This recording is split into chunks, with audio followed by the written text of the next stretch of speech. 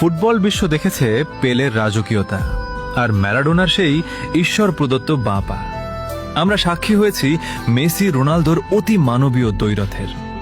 আজকের যুগে হ্যাল্যান্ড এমবাপ্পেরা হয়তো গোল মেশিন হয়ে দাপিয়ে বেড়াচ্ছে মাঠ, কিন্তু এই যান্ত্রিক ফুটবলের ভিড়ে তখন একজনই ছিল যে মাঠটাকে ক্যানভাস বানিয়ে ফুটবল দিয়ে ছবি আঁকত। সে রোনালদিনহোর সেই হারানো শৈল্পিক ফুটবলের শেষ উত্তরাধিকারী নেইমার জুনিয়র। লোকে তাকে ট্রফি দিয়ে বিচার করে, গোল দিয়ে তুলনা করে, কিন্তু তারা বোঝে না নেইমার কোনো পরিসংখ্যানের নাম নয়। নেইমার হলো এক অদ্ভুত সুন্দর যন্ত্রণা।